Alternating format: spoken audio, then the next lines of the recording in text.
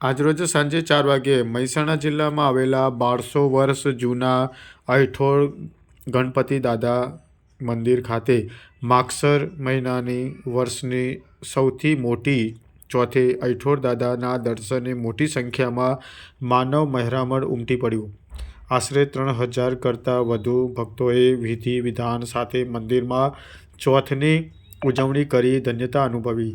સંસ્થાની સુઆયોજિત વ્યવસ્થા અને સ્વયંસેવકોની મદદથી અત્યાર સુધીના સૌથી વધુ અને રેકોર્ડ બ્રેક આશરે 30,000 કરતાં વધુ ભક્તોએ મોરૈયા ફળાહારનો પ્રસાદ લીધો. ઊંઝા તાલુકાના અયઠોળ ગામે અતિ પ્રાચીન એવા સિંદુરિયા દેવ શ્રી ગણપતિ દાદાના દર્શનાર્થે ભક્તોની લાંબી લાઈન લાગી હતી. આજની સંકટ ચોથે એક વર્ષની એકમાત્ર ચોથનું વ્રત લેવા અને મૂકવાની ચોથ ગણાય છે.